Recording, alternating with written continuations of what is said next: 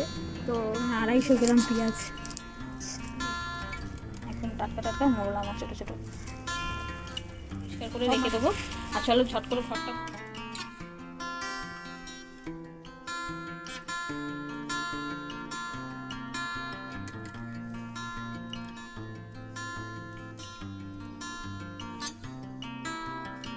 হয়ে গেছে।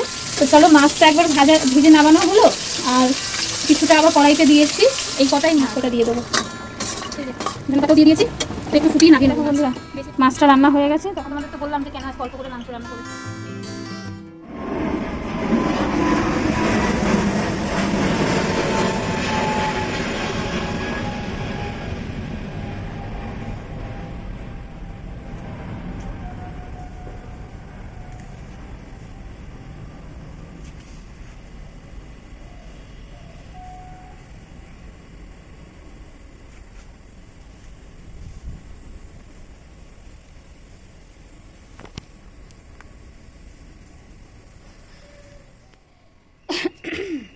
তো গুড মর্নিং বন্ধুরা, তো চলে আসলাম একটা সকাল সকাল ভিডিও নিয়ে। আজকে ওয়েদারটা কিন্তু একটু পরিষ্কার আছে। সকালবেলা হচ্ছে তোমার সকাল থেকেই আজকে দেখছি একটু একটু হালকা রোদ দিয়েছে, আর বেশ পরিষ্কার ওয়েদারটা।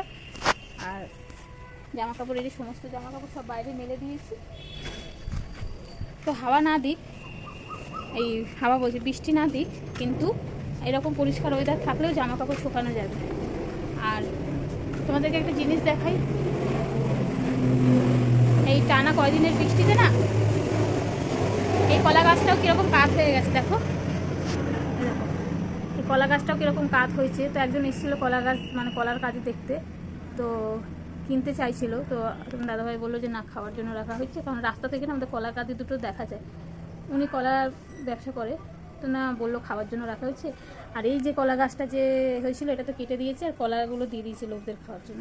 তো এই কাঁদিটা না পেরে নিতে হবে, নাহলে এটাও নষ্ট হয়ে যাবে। দেখতে পাচ্ছ গাছটা কীরকম হেলে গেছে, আর কলার কাঁদিটা ঝুঁকে গেছে। তো চলো বন্ধুরা, সকালের কাজকর্ম বলতে বাসন মাজা, রান্নাঘর পরিষ্কার করা, জল তোলা, আর হচ্ছে তোমার জামাকাপড়গুলো দেওয়া। এখন বাকি আছে বাসি ঘর মুছবো। আর একটা জিনিস দেখাবো তোমাদের, তার আগে চলো গেটটা একটু লাগিয়ে আসি।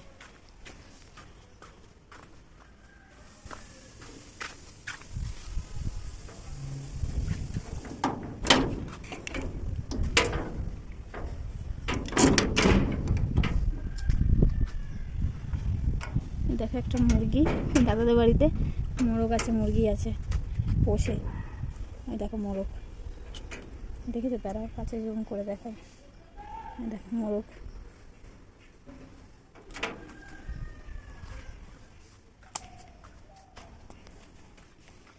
তো যেটা দেখাবো বললাম, তো চলো রান্নাঘরে দেখাই। ও তোমাদের তো বলাই হয়নি, তো আজকে হচ্ছে রবিবার, আর রবিবারে তো জানো। আর এখন তো তোমার দাদাভাইয়ের শরীর খারাপ, তেমন কিছু মানে রান্নাবান্না করি না, খুবই অল্প স্বল্প আর কম মশলা দিয়ে রান্না করি। চলো দেখাই। তো তোমাদের বললাম না একটা জিনিস, আর আমার ঘরে এই দেখো এখানে হচ্ছে 1 গুচ্ছ রসুন, এখানে আর পেঁয়াজের সাইজ দেখো, এক একটা মানে 250 গ্রাম পেঁয়াজ। এই দেখো, তো এই যে এই জিনিসটা দেখাবো।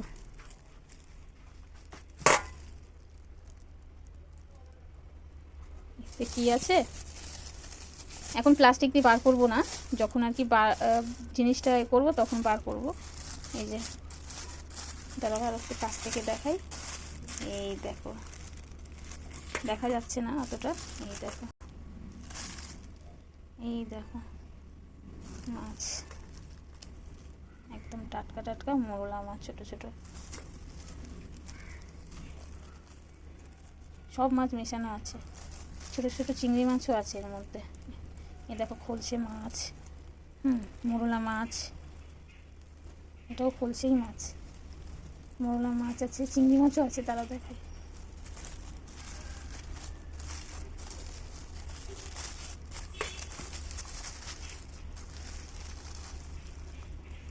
সব ধরনের মাছ আছে এখানে।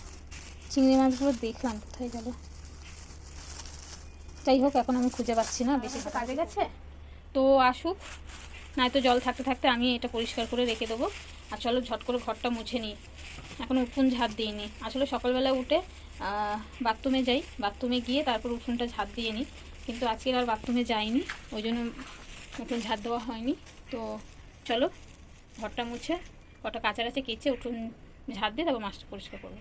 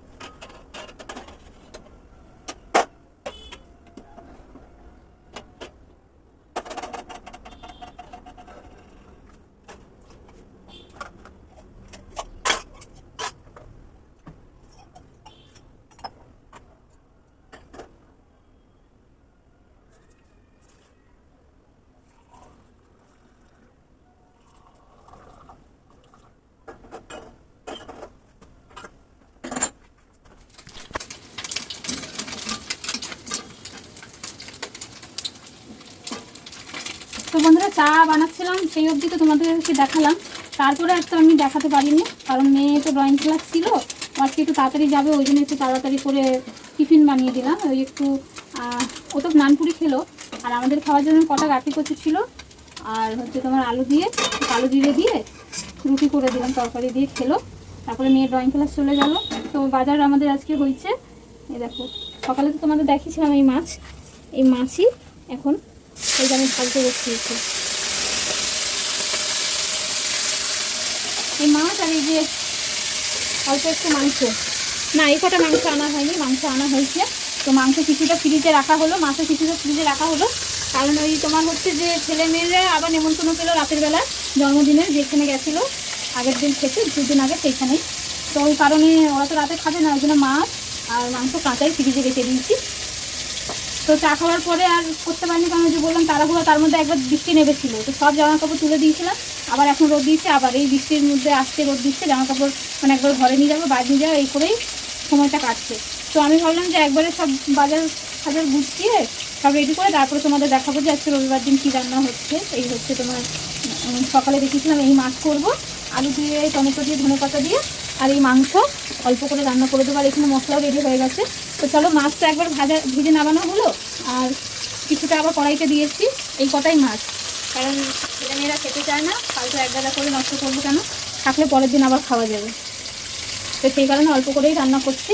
তো এখন বাজে ওই 12:23 কি 24 হয়ে গেছে। তো এখন রান্নাটা আবার বসালাম, তখন রান্না করতে তো টাইম লাগবে, তো তাড়াতাড়ি রান্না বান্না করতে করতে দিয়ে কাজকর্মও সারবো। তো চলো করে নিই, তারপরে আসছি পরে।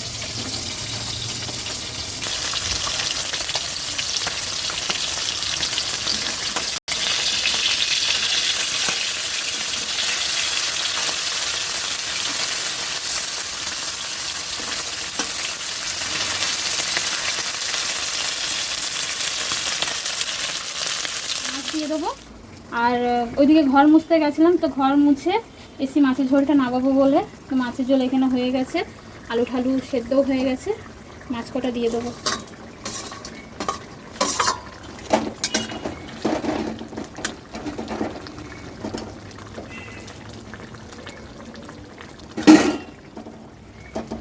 মাছটা দিয়ে দেবো, আর সাথে ধনে পাতাটাও দিয়ে দেবো, দিয়ে একটু ফুটিয়ে নামিয়ে নেবো। সব ধনে পাতা কুচিয়ে দিয়েছো, এত দেবো না, অনেক ধনে পাতা হয়ে গেল, রেখে দিই।